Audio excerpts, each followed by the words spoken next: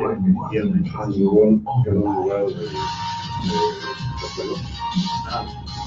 Estamos empezando tu programa Conciencia para Crecer, de Laboratorio a la Calle. Un programa que invita a explorar el mundo científico y tecnológico que pretende transformar el mañana en beneficio de todos. Comenzamos.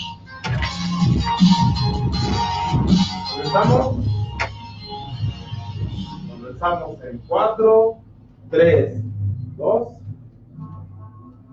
Muy buenas noches. Reanudando transmisiones del programa Conciencia para Crecer, después de un par de semanas de vacaciones decembrinas, les deseamos en nombre de México Prioridad un muy feliz y próspero año nuevo. Estamos en el programa número 11, Conciencia para Crecer del Laboratorio a la Calle.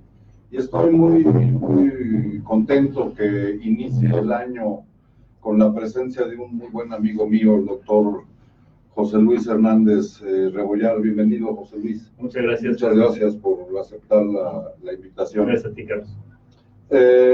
José Luis es electrónico. Él hizo tu licenciatura, la hiciste en la UAP. Orgullosamente UAP. Orgullosamente, sí. Orgullosamente Lobo, perfecto. Hizo su doctorado en electrónica en la Universidad George Washington en los Estados Unidos. No voy a dar más preámbulos de su currículum, mejor que nos lo platique José Luis. ¿Cómo te encontraste en la Universidad George Washington, José Luis, ahí en tu estancia para realizar tu doctorado? Pues la idea de ir a Estados Unidos fue precisamente del doctor Méndez Palma, que paz descanse. La maestría la hice en el INAOE y la tesis finalmente fue sobre el telescopio milimétrico, el sistema de control, la simulación, los métodos para controlar 3 tipos diferentes de estructura de telescopio. Y de los colaboradores que estábamos en ese momento en el área de control, yo fui uno de los que preguntó qué había que hacer para formar parte permanente ya del equipo de trabajo del telescopio, y la respuesta de Manuel fue, bueno, pues hay que hacer el doctorado. Claro. Y el mecanismo que él propuso en ese momento fue ir al extranjero, y entonces regresar con alguno de estos programas de ¿Obtuviste una beca Fulbright? Al final obtuve una beca Fulbright, y con esa beca lo que hace el programa es que ellos te proponen una universidad de acuerdo a tu perfil. Okay. Y la universidad que propuso Fulbright y que aceptó finalmente mi solicitud fue George Washington, que es una universidad que no está conocida por el área de ingeniería, es más conocida por el área de política, leyes. Colin Powell estuvo ahí, la esposa de Kennedy. Ahora entiendo muchas cosas. Y entonces la comunidad de ingeniería es muy pequeña. Es pequeña, pero es muy activa. Y bueno, se dieron las cosas. La universidad es muy internacional. Todos los profesores son extranjeros, excepto uno de los que me dieron clase, y también los que fueron mis compañeros de doctorado. La mayoría extranjeros, excepto tal vez 2, por ahí que me acuerdo. Entonces la verdad fue una experiencia muy agradable estar ahí. Oye, y la ciudad de Washington, es Washington, D.C. Washington, es la capital. Es muy bonita, ¿no? Sí, se invierte mucho dinero en mantenerla como se ve. Muy bonita. O sea, estuviste muy a gusto. La verdad, sí. Sí, estuve muy a gusto. Y después de ser estudiante, me contrataron como profesor, como profesor visitante, y después como científico investigador. Refrescame la memoria de qué años estamos hablando. Estamos hablando del 90 y algo, 98. Fui en el 98. Hace ya unos ayeres. 20 añitos. Me gradué en el 2003 y me quedé 3 años más, entonces regresé en el 2006, okay. A mediados del 2006. Muy bien. Entiendo que cuando regresaste a México, yo recuerdo que estuviste trabajando en la Universidad Politécnica de Huejotzingo. La Tecnológica de Puebla. La Tecnológica de Puebla. Sí. Y estabas ahí trabajando en asuntos de vinculación, ¿no? Sí, fui el jefe del departamento de investigación y desarrollo, que era un departamento que en ese momento tenía a su cargo la incubadora de negocios, y también un laboratorio que tenía la intención de ser un laboratorio de servicios.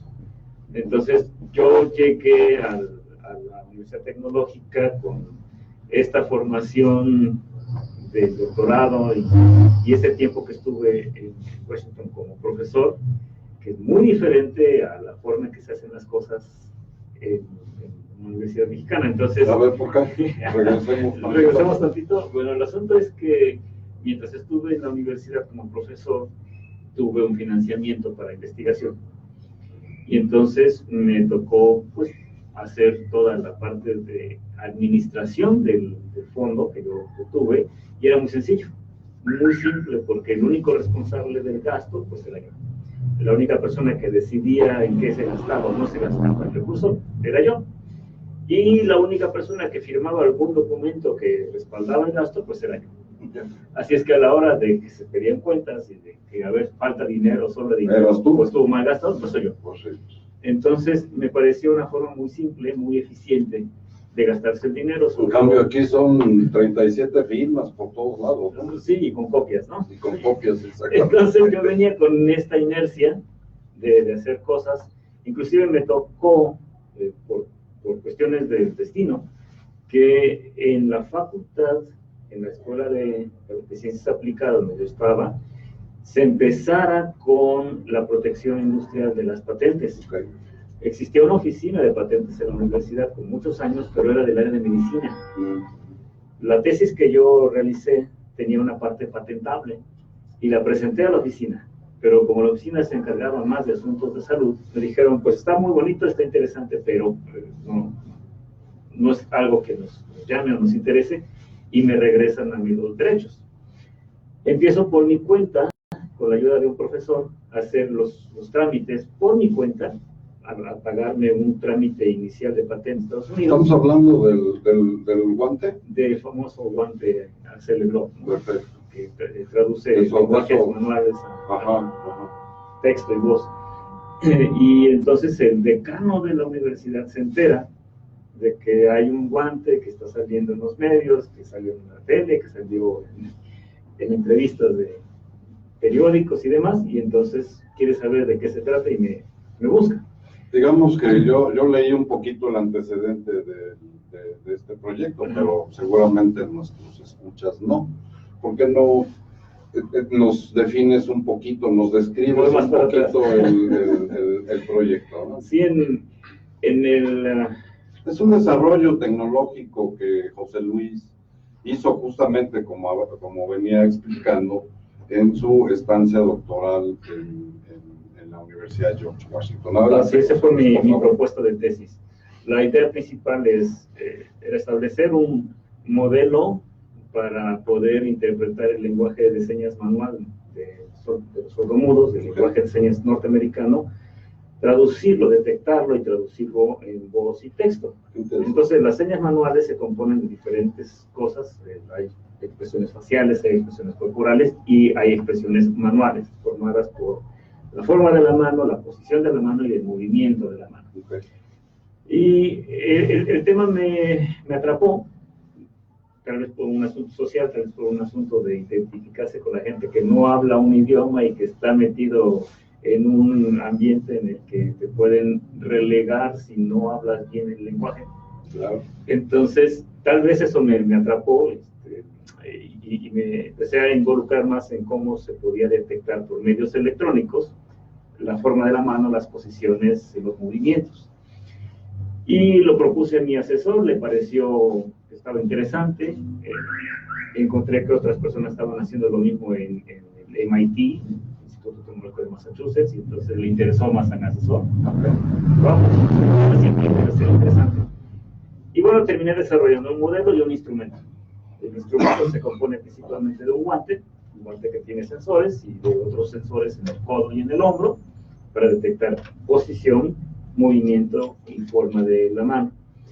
Entonces este desarrollo tuvo cierta exposición en los medios.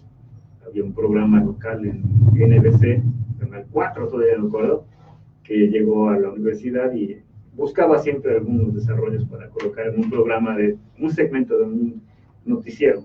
Y entonces lo presentamos y ese noticiero tenía cierto eco. Entonces llegó a Associated Press, que ya tiene un eco mucho más grande. Claro. Me contraté durante el verano en un instituto que se dedica a hacer tecnologías para salud. Y entonces ahí se desarrolló la entrevista, tuvo un poco de más pegue, y de la Associated Press, como es una fuente de noticias para muchos otros periódicos, entonces fue así mucho más explosivo, ¿no? Que salió en muchos lugares. Entonces de ahí se entera el decano, que está pasando esto, que dice ahí George Washington y que es un egresado, y entonces me contrata. Y me contrata para que se desarrollara el proyecto, se hiciera ya una patente de ese instrumento y se comercializara. La universidad entonces separa las patentes de medicina en una oficina y las de ingeniería en otra oficina. Y a los que estábamos en ese momento con algún proyecto para ser patentado, nos involucran en dar opiniones, en conocer cómo se hacían todas las cuestiones legales. Entonces fue un proceso muy bonito, muy formativo, muy formativo sí, también, inclusive hubo una serie de seminarios que se parecen mucho a lo que tu programa de Laboratorio de la Calle, se llamaba de Laboratorio IPO, que son las primeras ofertas públicas para hacer negocio, eso se le llama, ¿no? Entonces fue una experiencia extra, aparte de la académica. Claro. Finalmente se consiguió la patente, formé una empresa en Estados Unidos, comercializamos el guante a través de un sublicenciamiento a otra compañía, y lo comercializamos por varios años, hasta que esta compañía que lo comercializaba se fue a hacer otras cosas, y entonces terminamos la relación y liquidamos la empresa. Entonces me hice el caminito clásico de laboratorio, patente, desarrollo de producto, desarrollo de la empresa, que es comercialización, y finalmente todo el caminito. Toda la cadena, ¿no? Sí, toda la cadena. Fue una experiencia muy bonita. Y venía yo con esa inercia cuando me contrataron en la UTP, entonces vamos a hacerlo acá también. El asunto es que ciertamente en las instituciones de educación, sobre todo del Estado o de los estados que pertenecen al Estado, no las privadas, las públicas, tienen una reglamentación demasiado restrictiva, demasiado. Yo lo aprendí a golpes en la Universidad Tecnológica, porque yo no sabía nada de ley que rigiera las adquisiciones, por ejemplo. Yo no sabía nada de normatividad, no sabía nada de servicio público. Necesitabas un abogado. Necesitaba un abogado, exactamente. Entonces me metí en problemas y fui aprendiendo el asunto a palos, ¿no? Pero fue también muy bonito, fue una experiencia muy bonita para encontrar los medios y las formas.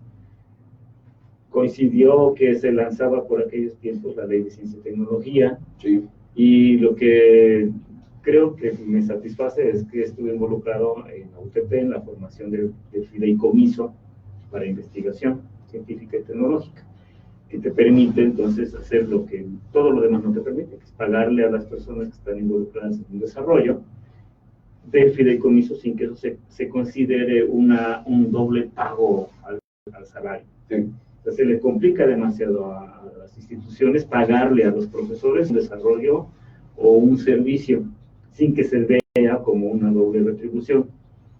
Entonces la Ley de Ciencia y Tecnología previene eso y dice, bueno, hagámoslo de esta manera.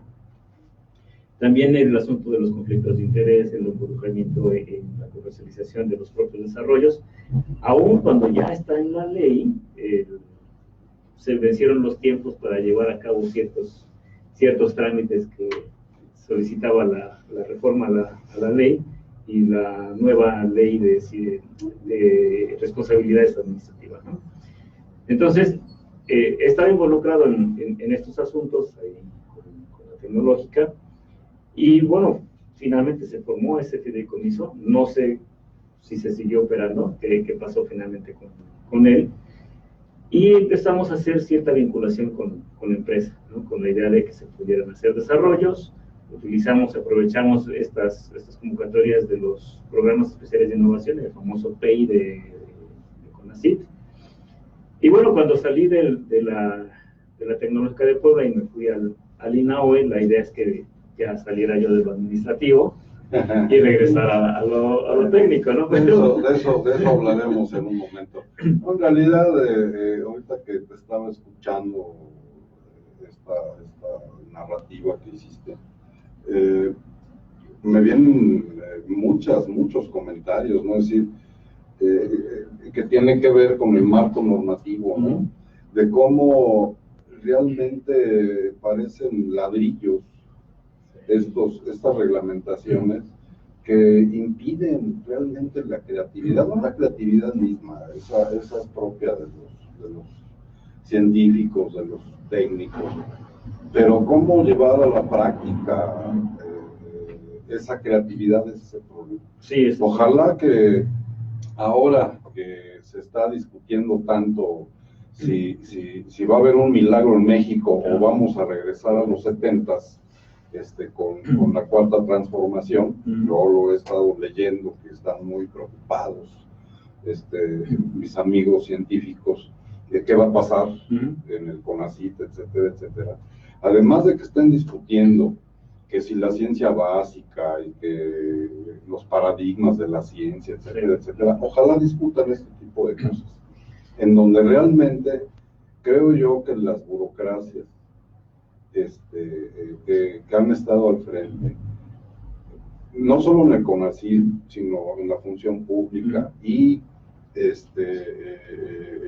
el aparato legislativo, ya dejen de lado el sospechosismo, porque finalmente creo yo que todas esas trabas que representa la normatividad es por una cuestión de si los recursos van a estar en donde deben estar o no. No sé, ¿qué opinas, no? Sí, yo tengo un ejemplo que le cuento a todo el que me quiera escuchar. Del tiempo que estuve allá, un profesor cuyo nombre no voy a contar, no voy a decir, tuvo un proyectazo y lo manejó igual que todos los demás manejábamos nuestros recursos, con su firma. En el momento en el que él empezó a hacer compras que no estaban relacionadas con el proyecto, lo que ocurrió es que al ser un recurso federal, se involucró el FBI, un fax al FBI, un fax, para los que no sepan qué es un fax, ¿no? Se mandó ahí un documento vía electrónica al FBI, se les notificó de unas ciertas adquisiciones que se hicieron a cargo de tal proyecto, y a vuelta de correo, el FBI citó a esta persona en las oficinas de la universidad. Entonces llamaron al profesor y antes de que se presentara con el FBI, pues le presentaron su carta de renuncia. Pero mira, ¿esta es tu firma? Sí, ok. ¿Esta es tu compra? Sí, bueno, entonces adiós. Y te está esperando el FBI en otra cosa. Nada de todos estos procesos que vemos ahora, que llevan años y años y años, y documentos y firmas, y yo no fuimos todos, ¿no? No, es muy sencillo. Entonces, cuando alguien dice, no, lo que pasa es que está basado en la confianza, digo, no, el sistema que yo vivía ya está basado en la cero impunidad, porque la responsabilidad está en el momento en que te desvías, no hay impunidad, y entonces se te castiga. Y tampoco hay simulación, no te puedes esconder detrás de 8 firmas, 10 firmas. Y es mucho más eficiente, porque no gastas el tiempo que nosotros gastamos acá. Cuando estuve en la Universidad Tecnológica de Puebla, me empecé a dar cuenta que había que pedirle permiso a demasiadas capas administrativas para llevar a cabo una cierta actividad. Y los servicios al exterior no pueden esperar tanto tiempo. Claro. Pues si tú quieres realizar un servicio al exterior, debe ser rápido y eficiente. No puedes involucrar a 10 personas en una actividad que va a desarrollar en realidad solamente una.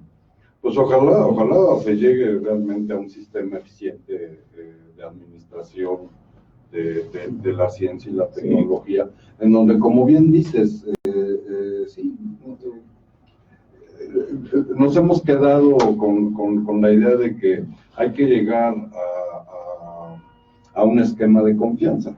Yo creo que son ambos. Sí. Efectivamente, como dices tú, no simulaciones, porque aunque nuestro marco normativo que tiene tantos candados, de todas maneras hay gente que cuando quiere hacer cosas que no deben hacerse, tiene todas las llaves para hacerlas. No, yo creo que tenemos un problema fundamental. Hay una cierta falta de claridad en ciencia y tecnología. Sí.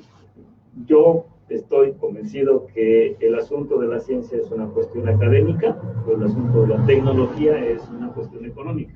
Sí. Separadas. La ciencia sí da paso a la tecnología, pero una vez que tienes un desarrollo para un producto o un proceso, eso es una actividad comercial, empresarial, económica. Y por lo tanto, no le corresponde a la universidad llevar a cabo esos procesos, porque la universidad no desarrolla productos, ni procesos para desarrollar no es su productos. esencia, sí. No es su esencia es la investigación. Se puede investigar un procedimiento, un proceso en la universidad sin ningún problema, pero la aplicación forzosamente tendrá que caer en el ámbito empresarial económico. Entonces, querer manejar ambos aspectos, la ciencia y la tecnología, desde una sola entidad, es, yo creo, una mala idea. Claro. Deben ser dos cosas separadas. Si nos fijamos cómo lo hacen nuestros amigos, los socios comerciales, no lo mezclan.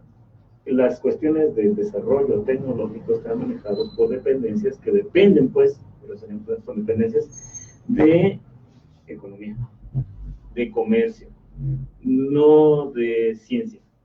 Si nos fijamos lo que hace National Science Foundation, la Fundación Nacional de las Ciencias en Estados Unidos, ellos no están acaparando los desarrollos. No es la única agencia, además. Hay un montón de agencias, y entonces las que están dando el financiamiento para algo dirigido, ya concreto, no es National Science Foundation, es la agencia de una secretaría o dependencia del gobierno. Si la Secretaría de Energía necesita algún tipo de desarrollo, están sus laboratorios. Y aquí en México lo que hicimos después de los 70, ahora que lo mencionas, es acabar con la ingeniería en las secretarías. No hay brazos de ingeniería en las secretarías, donde se desarrollen los productos que necesitan las secretarías, la de agricultura, la de energía, todas estas secretarías debían tener su brazo tecnológico, ya no lo tienen. Entonces, si lo queremos hacer tecnología, tiene que ser directamente ligado a una actividad industrial o una actividad económica. Las secretarías pueden ser los principales motores de esos desarrollos si otra vez crean sus laboratorios de las secretarías y hacen el financiamiento directo a los desarrollos, separando y liberando la presión sobre el Consejo Nacional de Ciencia. Muy bien, eso está muy interesante. Vamos a hacer una pequeña pausa. Regresamos en un minutito a platicar con el doctor José Luis Hernández Rebollar. Hacemos dos pausas. Cada 20 minutos. Ok. Pues muy bien.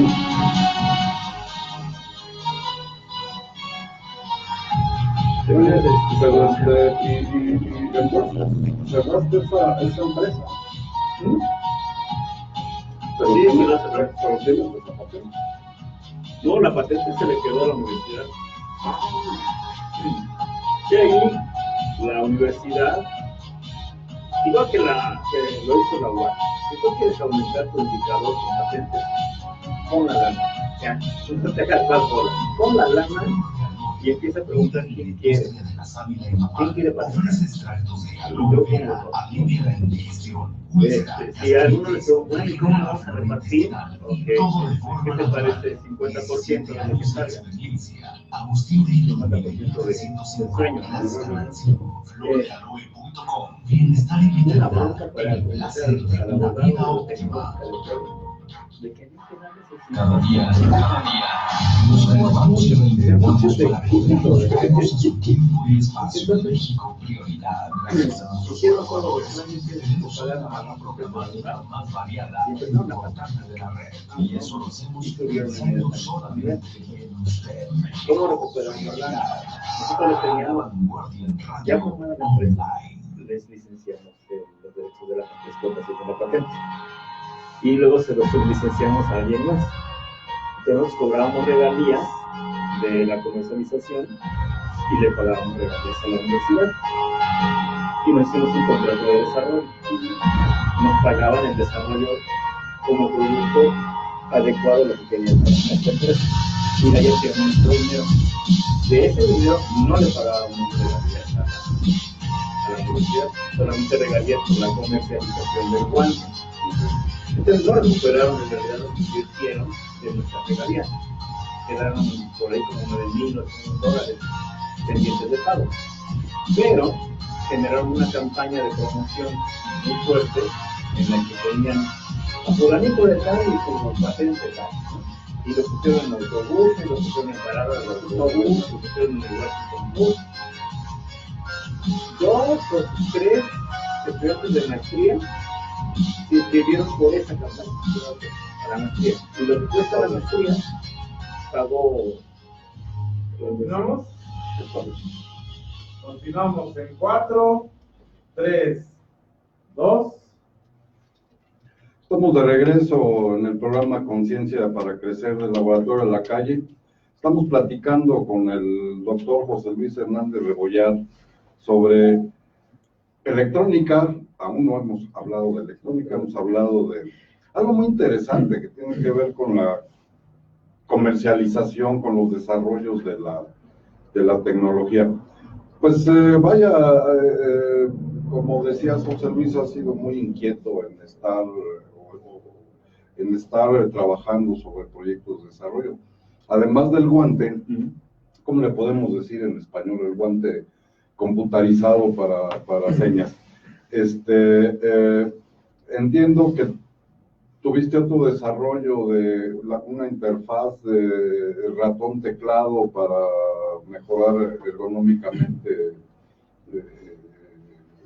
la utilización de estos equipos, ¿no? Sí, esa patente. Eso ya lo hiciste en México. Exacto, sí, ya cuando estuve de regreso, el tiempo me lo absorbía entre el trabajo y todavía la empresa.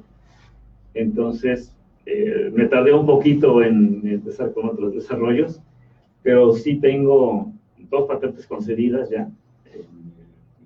En este caso ya fueron tramitadas a través de la Oficina de Transferencia de Tecnología del INAHOE. Okay.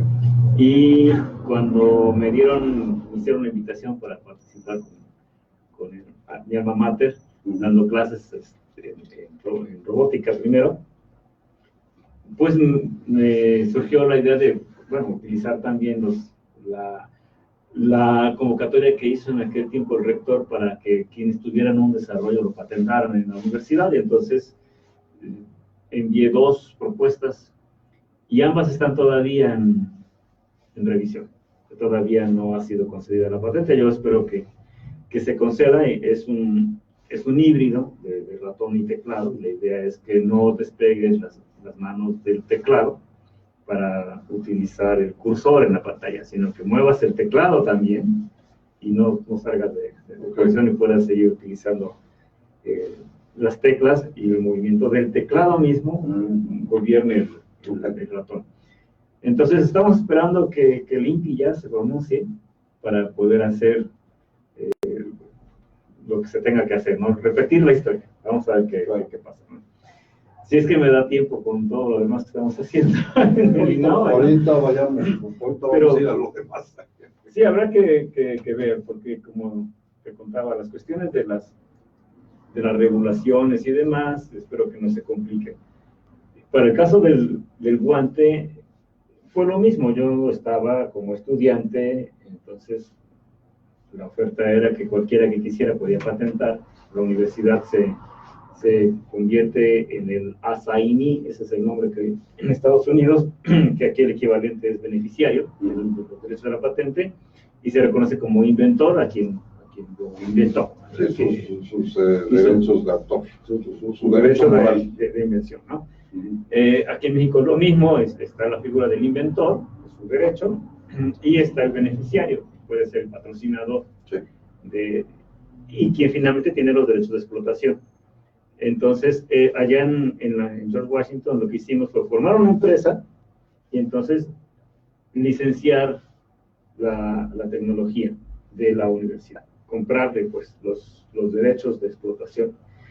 Y así es como nosotros le pagábamos unas regalías a la universidad por la explotación de la patente, del guante particular, de las ventas. Un porcentaje se iba para que la universidad pudiera pagar los gastos a los que se incurrió por contrataron a un despacho de abogados y ellos generaron todos los trámites y bueno, se invirtieron no sé cuántos miles de dólares, tal vez 12. En el caso de la universidad espero que sea lo mismo. Ahora que ya no soy parte de la facultad de electrónica, espero que cuando se genere ya finalmente el veredicto del INPI pueda regresar y decir, bueno, yo quiero licenciar esa patente que además yo la desarrollé, ¿no? Pues son son dos desarrollos que suenan muy interesantes. Ojalá puedas retomarlos y ahora con la parte comercial y te vuelvas millonario, José Luis. Esperemos. Te lo deseo. No, bueno, vaya, en realidad el tema del programa yo lo titulé La electrónica para beneficio de la gente, ¿no? Sí. O sea, obvio, en esta sociedad moderna la electrónica prácticamente es todo, ¿no? Está en todas partes y el asunto es darle todos estos mecanismos necesarios para que salga del laboratorio a la calle. Mira, estoy mezclando asuntos de la Universidad de Washington con la UTP, perfecto. porque resulta que aunque se hacen las mismas cosas, tenemos las mismas condiciones académicas, sí. La diferencia está en las condiciones externas. Cuando estaba allá me di cuenta que los libros de texto de mis alumnos de licenciatura, porque tuve alumnos de licenciatura allá en la universidad, y un profesor invitado por 3 años, sí. Y di la clase, la materia del proyecto final, el senior project, le llaman, un proyecto final con el que se gradúan y terminan con un proyecto que parece una tesis. Parece una tesis, sí. Entonces, los libros de texto son los mismos. Los mismos libros de texto que yo llevé en la licenciatura eran libros de texto en George Washington. Entonces, el estilo era el mismo, las instalaciones eran las mismas, los costos el mismo aquí y en China. Entonces, ¿cuál era la diferencia? Pues la diferencia es el entorno externo. Claro. Cuando regreso a la Tecnológica de Puebla, me doy cuenta que se quiere avanzar en el asunto del indicador de innovación. Y como indicador de innovación, por alguna razón, alguien escogió patentes. La patente, sí. Que a mí no me parece adecuada esa métrica. Sin embargo, ahí está y había que cumplirla. ¿Qué había que hacer? Pues simplemente decir a la gente, dime cuál es tu desarrollo y hay que protegerlo, hay que llevar a cabo todo el trámite ante el INPI y pagar los derechos. Entonces fue un pleito legal, poder establecer los lineamientos para reconocerle al inventor su derecho moral, pero también el otro derecho que está marcado en la Ley Federal del Trabajo, claro, a la remuneración por la explotación. Bueno, resulta que en finanzas se llegó a la armonización contable, entonces habría que aplicar todos los conceptos del presupuesto en todos los gastos de la universidad. Así es que patentes tenía que estar forzosamente en algún rubro o no se podía. Afortunadamente sí está, los pagos a los derechos. Pero lo que no está es la retribución al inventor. Entonces sí hay mecanismo en la ley de finanzas para que una universidad pueda destinar parte de su presupuesto a pagar los derechos y todos los trámites necesarios para proteger una invención. Ahí está. Entonces, el caminito está marcado y hay que hacer simplemente la asignación. Pero lo que no está incluido es ese pago que tienes que hacerle al inventor una vez que ese desarrollo sea comercializado. No está en el catálogo. Entonces, si no está en el catálogo, ya estás en un problema. Estás hablando de algo distinto, digamos, a los lineamientos para la participación de los recursos autogenerados. ¿Es otra cosa? Es otra cosa, Okay. claro, sí. Porque mientras tú no tengas en una universidad tecnológica y cualquiera que no sea autónoma, Sí. mientras no tengas un recurso propio autogenerado, un fideicomiso, un fondo, no puedes hacer ninguna distribución del dinero. Espero que esto ya haya cambiado, porque yo dejé la Tecnológica de Puebla en el 2011, pero para ese entonces los recursos de la Universidad Tecnológica que se pudieran traer por medio de los servicios, se tenían que manejar o al fideicomiso o al patronato. Si no tienes fideicomiso, entonces al patronato. Si no tienes patronato, entonces se van a finanzas. Y ya no regresan más que en forma de PEF. Qué barbaridad. Y sin el PEF no está ese rubro de hay que pagarle un extra al profesor, entonces no pasa. Es que es muy complicado. Entonces se complicaba. Sí. ¿Cuál es la solución si no tienes un fideicomiso, si no tienes un patronato y no está en tu rubro de gasto, por concepto de gasto? Entonces lo que tienes que hacer es que el profesor tiene que formar su empresa y entonces la universidad tendría que licenciarse al profesor este desarrollo. Todo esto que nos está platicando José Luis, que es verdaderamente una telaraña burocrático, legal, etcétera, etcétera, pues tiene implicaciones muy importantes que en el peor de los casos pues inhiben, insisto, que la gente que tiene las venas, la sangre para estar en este tipo de asuntos, se le acaben las ganas, ¿no? Y eso es un problema muy fuerte. Es decir, y tiene que ver con dependencia tecnológica, tiene que ver con un montón de cosas que nos pasan en México. Sí, de repente ya dices, bueno, basta de picar piedra, ¿no? Quiero hacerlo más sencillo.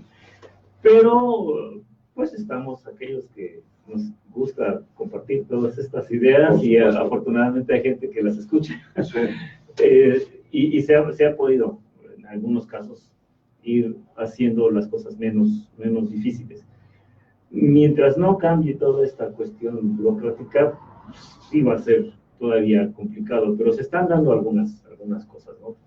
Con la reforma, como comentábamos hace rato, a la ley de responsabilidades administrativas, sí. Ahí se dejaron ver algunas facilidades, aunque creo que todavía no están a la par quienes tienen que ejecutar las leyes, ¿no? Los órganos de control todavía no están muy convencidos de que eso esté bien, porque fueron enseñados a que está mal, ¿no? Pues ahora, insisto, estamos a poquito más de un mes de estar estrenando gobierno. Uh-huh. En el discurso, pues el presidente maneja conceptos interesantes, creo yo, en el sentido de que él ha dejado ver de que esta filosofía persecutoria, por ejemplo, no va a ser, sino hablábamos de un poquito entrarle al aspecto de confianza y habrá que esperar un poquito a ver qué sucede. ¿A qué voy? A que, pues yo creo que incluso al interior de los órganos internos de control, como que puede haber un nuevo paradigma, no lo sé, ojalá. Y como dices tú, la flexibilidad que se pide, que es necesaria para que los investigadores puedan dar el salto para realmente generar desarrollos importantes en beneficio del país. Esta flexibilidad, como dices tú, no implica impunidad. No, ¿sí? Al contrario. Yo creo que es muy importante que la independencia y la flexibilidad que se pide para todos ustedes sean beneficios. Y estoy seguro que así va a ser, en lo general. Sí, yo creo que sí. Y al final es todo lo contrario a la impunidad. Es cero impunidad. Es mucho más fácil llevar a alguien probar que cometió la pata, si solamente hay un involucrado, ¿no? Por supuesto. Solamente, como dices, si hay 20 firmas, pues ahí ya está. La cosa se complica. Así es. Hicimos por ahí un trabajo de tesis doctoral con Manuel Adán, le mando un saludo, Manuel Adán Méndez, un trabajo para revisar precisamente este brinco. Ya tienes un desarrollo en la universidad, un instituto tecnológico, como quieras llamar, y entonces hay que pasarlo a la sociedad. ¿Esto lo hiciste ya acá en la UAP? Ya cuando estaba en la UAP. Okay. Él es de UPAE. Entonces, coincidimos en algunas ideas y el trabajo lo que resulta es que los mecanismos de transferencia, cómo pasas de la universidad a la empresa, no están todavía muy bien definidos, ¿no? Entonces, se generó ahí un concepto interesante en esta tesis, que habla precisamente de que una interfaz eficiente para poder pasar de la tecnología desarrollada en la universidad a la sociedad, pues es la empresa, claro. La empresa de base tecnológica. Y la empresa de base tecnológica formada principalmente por la gente que desarrolla la tecnología al interior de la universidad. ¿Por qué es necesario? Porque en México todavía no tenemos una base grande de empresas tecnológicas que tengan la estructura necesaria para entender desarrollos muy tempranos y llevarlos como producto a la sociedad. Mientras este mecanismo no exista, entonces hay un divorcio entre la universidad y la empresa. La empresa necesita servicios, necesita productos, necesita bienes. La universidad no produce productos, produce desarrollo. Entonces, si no existe una empresa que sea capaz de tomar desarrollos tempranos y llevarlos a producto como parte de su estructura normal, entonces es muy complicado que se transfieran finalmente estos desarrollos a la sociedad. Es lo que se conoce como los spin-off o claro, sí. Luego me pasa el dato de esa tesis, la quiero estudiar. Vamos a hacer la segunda pausa del programa. Regresamos en un momento a seguir platicando con el doctor José Luis Hernández Rebollar. Siempre la hora se hace así. No alcanza. En esta tesis la idea era buscar cómo llegar a un modelo matemático de transferencia. Porque siempre se encuentran artículos y publicaciones de modelo de transferencia y en realidad son como ideogramas, ¿no? Y lo que encontramos es una cosa bien interesante, le llamamos el modelo sináptico de transferencia de energía, en el que decimos que la universidad es como una neurona y la empresa es como otra neurona. O bien empresa y empresa son dos neuronas. Entonces la forma en que se transmiten las cosas de un ente a otro ente es igualito a lo hacen similar como hacen las neuronas. Para que pase un neurotransmisor de aquí para acá, necesita tener canales especializados. Si no tienes canales, no te preguntas, ¿qué canales tiene una universidad para no tengas una especializadora, no tienes. ¿Qué se puede hacer la universidad? Pues puede hacer un congreso, una plática, y lo puedes dar en tus canales. Pues eso es lo que puedes hacer, ¿ya? Y aquí la empresa puede recibir una tesis, puede recibir un proyecto, hacer un equipo y llevarlo a hacer proyecto. Si la empresa no está estructurada para hacer eso, si no tiene un laboratorio de desarrollo, pues tú tienes un montón de empresas en Puebla, pero que no tienen un área de desarrollo. Todo lo que necesitan es que les lleve el producto empacado, facturado. Ahí está, funciona. Y si no funciona, tenemos todo este legal, comercial.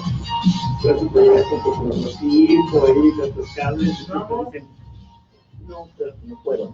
Continuamos en 4, 3, 2. Entramos a la tercera parte del programa Conciencia para Crecer. Estamos hablando de muchas cosas relacionadas con la comercialización de los desarrollos tecnológicos. José Luis creo que ha hablado de cosas muy interesantes. José Luis Hernández Rebollar, además de ser electrónico,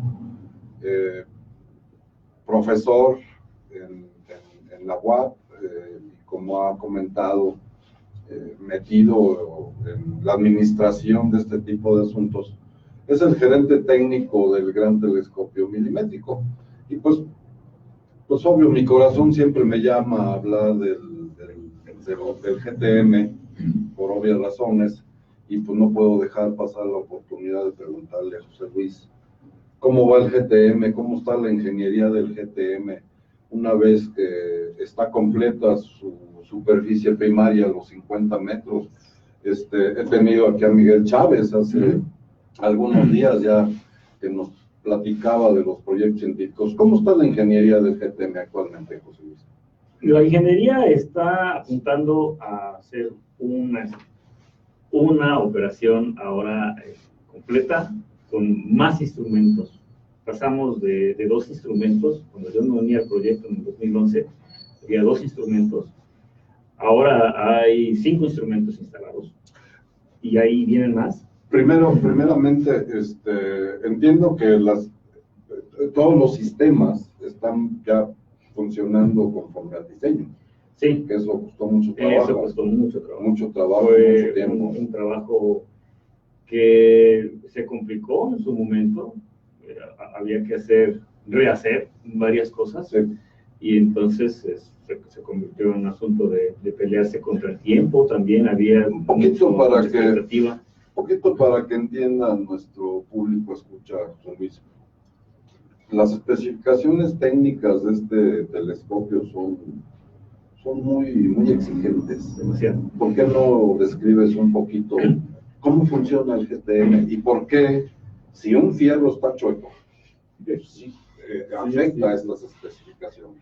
Sí, apenas me invitaron a Orizaba a dar precisamente una plática sobre los retos astronómicos, le llamamos, ¿no? Sí. Un reto astronómico. El asunto del telescopio milimétrico es que queremos detectar radiación electromagnética que viene de muy lejos, del fondo del espacio, y lo queremos concentrar en un instrumento de medición. Entonces, para poder detectar esta radiación, tenemos que ser capaces de concentrarla. Es decir, a través de una parábola, una superficie parabólica muy grande, tomar tanta energía como se pueda, tanta señal electromagnética como se pueda, porque es muy débil, y concentrarla en un punto muy reducido. Y para eso se necesita que la parábola sea una parábola. Y ahí es donde empieza la complicación. ¿Qué tan bien debe estar hecha esa parábola? Depende precisamente de las dimensiones, de la longitud de onda, o sea, del tamaño de la ondita que queremos medir. La regla de práctica es que la superficie debe estar fuera de su especificación geométrica, desviada pues con respecto a la parábola ideal, un 20avo de la magnitud de esta longitud de onda. Entonces, eso nos lleva a una medida de micras. Micras, estamos hablando de la millonésima parte de 1 metro. Si nosotros estamos queriendo detectar la longitud de onda de 1 milímetro, que es la radiación de 300 gigahertz, entonces 1 milímetro es la longitud de onda. Y un 20avo de esa longitud es 50 micras. Y 50 micras es la mitad del diámetro de un cabello. Sí. Entonces, queremos una parábola, una superficie parabólica que no se desvíe de su forma, más allá de una mitad del grosor de un cabello. Imagínense el tamaño del reto ingenieril para lograr eso, porque estamos hablando de una antena que tiene el tamaño de media cancha de fútbol. Así es. Digamos, una antenita como las que a veces usa la televisión, Sky o algo así, son antenitas pequeñitas y no requieren de esa precisión. No. Aquí estamos hablando realmente de algo muy difícil. Muy difícil, entonces hay que desarrollar al mismo proveedor que nos entrega piezas para que nosotros lo utilicemos en el telescopio. Y son exigencias que normalmente un proveedor que le hace trabajo a la industria automotriz no le requiere. Entonces, se trata igual de desarrollarle en conjunto con ellos métodos, formas de medición, entrar en explicaciones inclusive teóricas de qué significa medir la mitad de un cabello en una superficie de 50 metros, para que ellos lo apliquen en sus procesos y finalmente entreguen un producto que se puede utilizar, barras, tornillos. Entonces fue un reto muy grande, pero afortunadamente ya se terminó la superficie y están alineándose nuevos instrumentos de detección. Sí, para poder que de dos ya hay más, ¿verdad? De dos ya hay más. Hay una colaboración que todavía no se termina con la Universidad de Cardiff, en Reino Unido, que va a traer un instrumento, una nueva cámara. ¿Es el Mosca? El famoso Mosca. Esta cámara es un desarrollo en el que está participando directamente gente de INAOE con gente de Cardiff. Tenemos un desarrollo japonés. Edgar Castillo es el que está al frente del proyecto. Hay un desarrollo japonés que ya se instaló finalmente en noviembre y en este producto fue definitivamente puramente japonés, pero están interesados en desarrollar la siguiente generación, donde ya tendremos más participación del lado mexicano. Está el instrumento para medir, para buscar la sombra del agujero negro en el centro de la galaxia. Ya están esperando resultados y todavía están estos otros dos instrumentos que siempre han estado, pues completan. Hay un detector de 1.3 milímetros y con esto completando 5 más Mosca que ya viene, más Tortec, que es otra cámara. Pues se va a crecer de manera explosiva. Ahora que ya está terminada la superficie, mucha gente fuera de México está muy interesada en traer un instrumento de medición y utilizar las instalaciones del telescopio. Pues a mí me da mucho gusto que ya, después de tantos años de sufrimiento, ya finalmente el GTM esté en esta posición tan importante. Sí, ahora tendremos otros problemas. Sí. Y digamos, ahora, otros problemas como cuáles. Bueno, ahora hay que mantener al telescopio y operarlo, porque es una instalación que requiere de mucho mantenimiento. Claro, las condiciones climatológicas son espantosas. De arriba estamos a menos 10 grados, luego subimos a 10, a 15. Pasaremos a esa pregunta. Yo antes de eso quería platicar contigo. Por ejemplo, en el área de metrología, porque haber logrado esas precisiones, como has comentado, no fue trivial. Y no solo tuvieron que desarrollar a los proveedores, sino también desarrollar grupos al interior del INAOE que supieran medir. Así es. Y ahora tienen un grupo de metrología muy poderoso, digo yo. ¿Qué va a pasar con David Gale y su gente? Es decir, el telescopio ya está funcionando prácticamente. Ahora es cuestión de mantenerlo bien, sí. Que no se oxide, etcétera, y que los científicos hagan sus descubrimientos. Pero digamos, la gente que se forma. Miguel Chávez me comentó cosa que me dio mucho gusto, que Gale está aportando algún trabajo para las antenas de telecomunicaciones en Tulancingo. Pues sí, ahora resulta que Hidalgo tiene interés en convertirse en una potencia en la radioastronomía.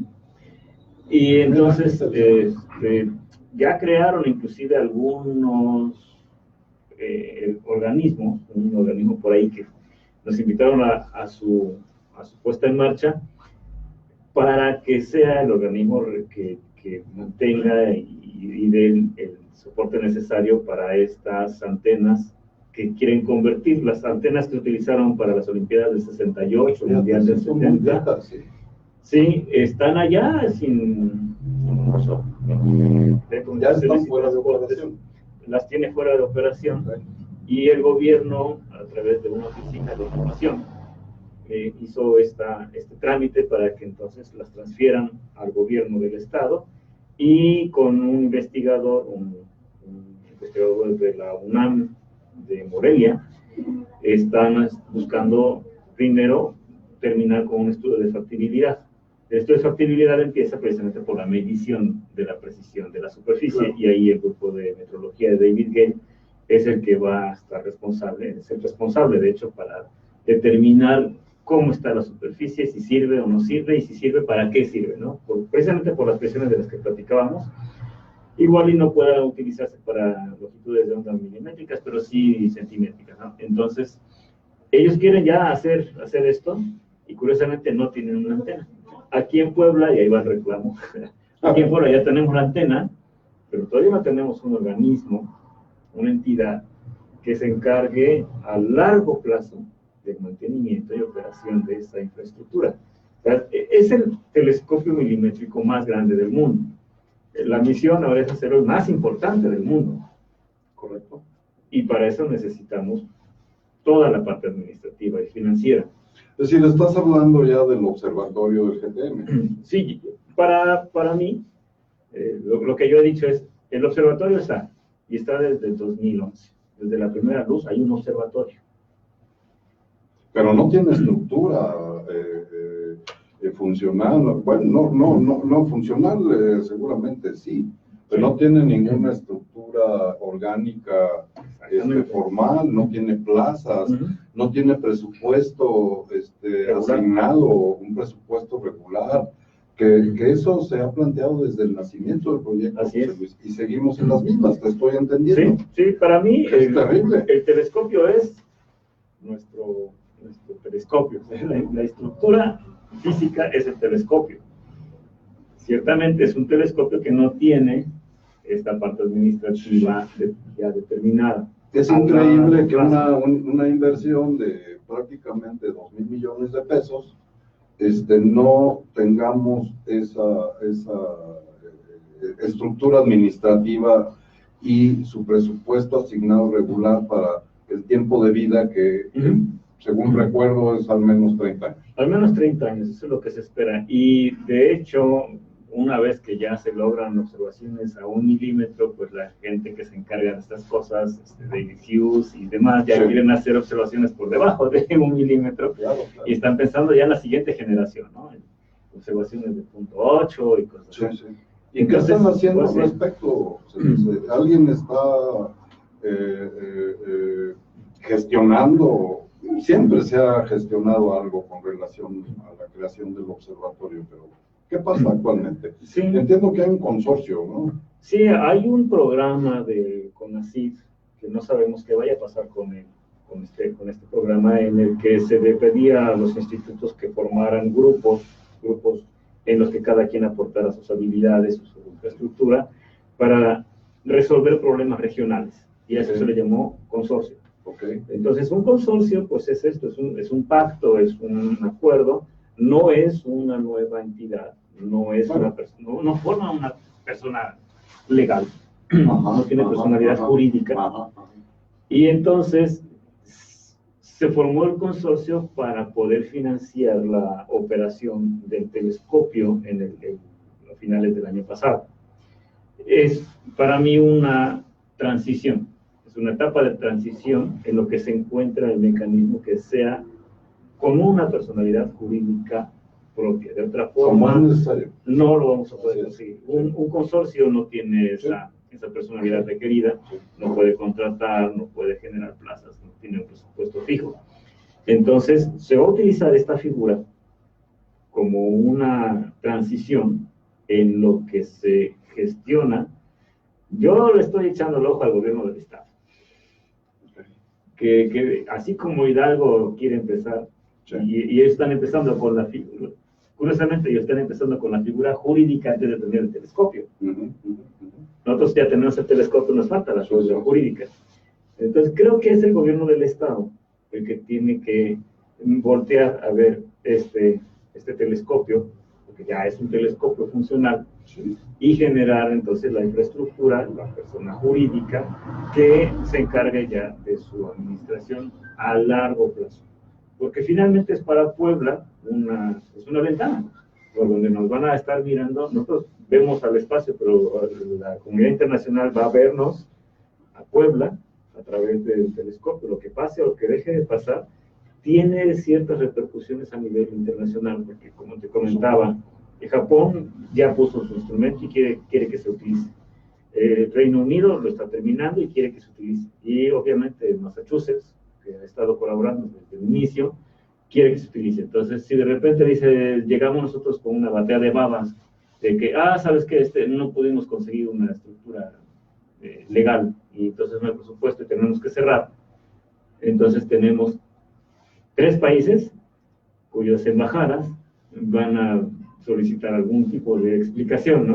Claro. No, definitivamente la ventaja en todo esto, que ciertamente es muy preocupante, José Luis, pero la ventaja es que el telescopio ya finalmente está terminado y está funcionando a todo vapor. Sí. Y eso les va a ayudar mucho a ustedes que tienen la tarea de, bueno, a ti, a David, a Leopoldo Altamirano, como director del INAO, en hacer las gestiones. Sí. Desafortunadamente el tiempo se nos vino encima. Creo que tenemos un minuto más. No sé con qué quiera cerrar el programa, José Luis. Con otra fecha para seguir platicando. Eso cuenta con ello. Podemos estar aquí todas las semanas, ¿eh? Que podemos seguir comentando hay tantas cosas que platicar. Sí, de lo que platicamos. Pero el telescopio milimétrico yo creo que sí va a ser un referente, porque va a ser el telescopio más importante de los radiotelescopios. Sí. Como decía, ¿recuerdas, Emanuel Méndez Palma? El América de todos los telescopios, ¿no? No el América, pero... Era un defecto que tenía Emanuel. Entonces, esa es la idea, y bueno, hay que seguir platicando para que la gente se entere y se entere la gente que toma decisiones. Se me adelantaste, por supuesto que las puertas de este programa están abiertas para ti. Gracias. Siempre, José Luis, y te agradezco mucho que hayas sido ahora el padrino del 2019. Caray. En la reapertura del programa en este año. Gracias. Muchas gracias por estar aquí y pronto nos veremos. Pues creo que ha sido todo esta noche. Se nos acaba siempre el tiempo y nos quedan en el tintero muchas cosas, pero regresaremos muy pronto con José Luis a hablar, no solo del GTM, habrá mucha tela que cortar con relación a la ciencia y la tecnología. Muchas gracias por su atención y nos vemos la semana siguiente. Sí, se va bien rápido. Muy bien, maestro. Algo que ya no deja de estar. Este fue tu programa Conciencia para Crecer.